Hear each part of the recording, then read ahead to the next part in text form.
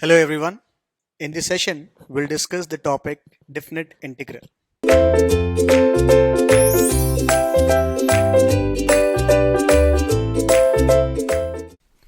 So, let's say we have a function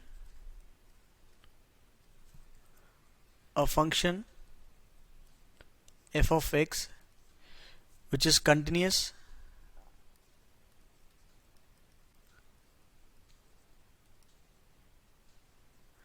in the closed interval a b,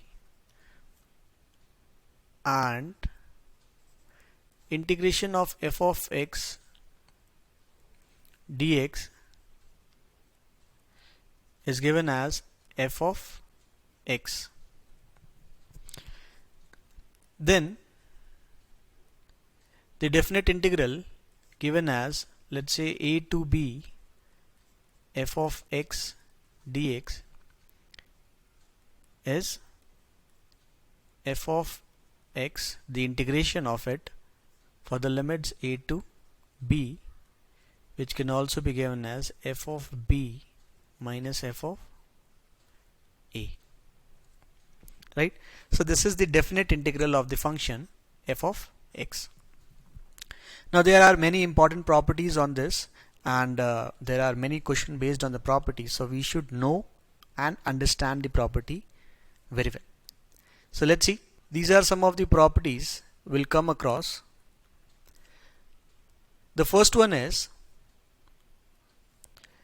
the integration of f of x from a to b can be given as the integration of f of t dt from a to b. So this is like the variable x can be changed to another variable, let's say t. We are free to do this. Maybe we can do it for u or maybe any other variable like that. The second one says the integration from a to b is minus of integration from b to a.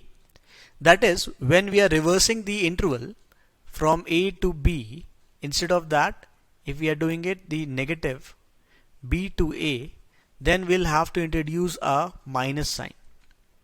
And again, using this property itself, we can say that if we are integrating from a to a, then the function will have the overall integration to be 0.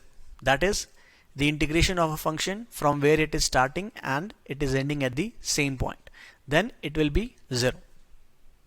Because why? Because if you put a for both a and b, then this integration will be something like this: integration a to a f of x dx is equal to minus times of integration a to a f of x dx. So integration of the same function is negative of each other, and it is possible only when it will be 0. So the next property says the integration from a to b can be splitted into a to c and c to a. That is when the function is defined in this interval a to c and c to b.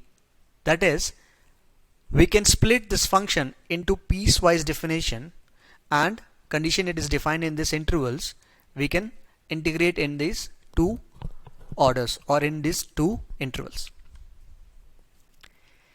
Next is the integration from a to b can be written as a to b for a plus b. That is, instead of x we are writing a plus b minus x,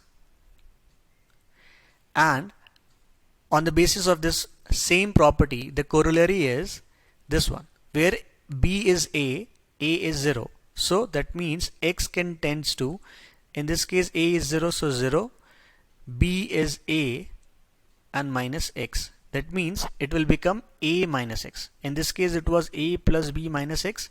In this case it is a minus x, because you can see what we are applying. Instead of b we are putting a, and instead of a we are putting 0. Now the next one is the function integration from 0 to 2a will be either given as 0 to a plus 0 to a for f of x and for f of 2a minus x. Now using this same property, it is either going to be 2 times of integration from 0 to a, or it is going to be 0. The very simplest example for this can be fulfilling the condition that f of 2a minus x is equal to fx, or f of 2a minus x is minus of fx. Let's see this. There is a function which is sine function, and there is another function which is cos function. So let's say this is minus pi, minus 2 pi. This is,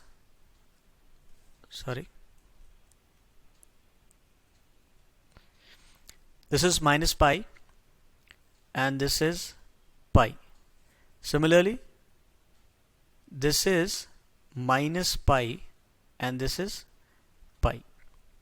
So you can see that this function within this range of minus pi to pi, or otherwise if you want you can also make it for 0 to 2 pi. Let's say this is pi, 2 pi, this is pi. This is sine function. So you can see the function of f of x is negative of f of 2a minus x, where a will be pi. In this case, the integration from, so this will be, this is the case of sine, where a is pi. So f of 2a minus x is equal to f of minus x. You can say this is positive and this is negative. So in this case, the overall integration is going to be 0. Whereas if you are doing it for and a function where f of 2a minus x is f of x, in this case it is going to be 2 times for the integration 0 to a, right? Let's say the interval is, for the same function, let's say the interval is 0 to pi. So this pi is actually 2a. Fine. If this pi is 2a, let's apply it for the same sine x with a is equal to pi by 2. In this case, you can see the function f of x is same as f of x minus, or f of 2a minus x. So instead of integrating it from 0 to pi, we can integrate it from 0 to pi by 2 and simply multiply it with a factor of 2, right? Because this area will be same as this area, right? These two areas are going to be same.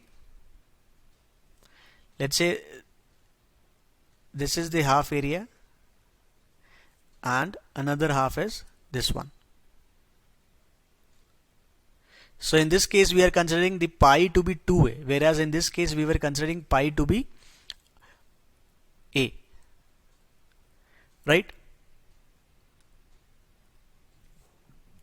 In the similar fashion, the integration from minus a to a will either become 2 times of integration of f of x if it is even, or it will become 0 if it is odd.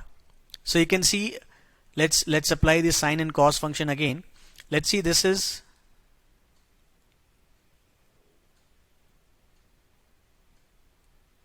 a sine function which is odd, and let's say a is pi. So this is a equal to pi, this is a minus a is equal to minus pi. In this case you can see this function is odd function, this is plus and this is minus. So overall integration from minus a to a will be 0. Whereas if we are doing it for cos function, this is going to be a even function.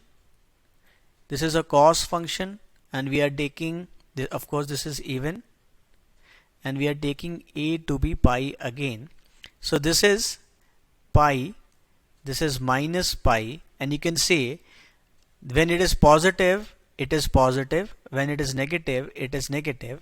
So overall integration from minus pi, so overall integration from minus pi to pi will directly become 2 times of the integration of 0 to a or 0 to pi in this case. So this is the positive half, that is 0 to a, and this will be same as this one, right? these two are going to be same. So what we are going to do is we'll do 2 times of the integration from 0 to a, like for the even case, and it is going to be 0 for the odd case where this is the condition, right? So this was odd and this is even, right? So these are the properties we are going to use, and we'll see the questions on this.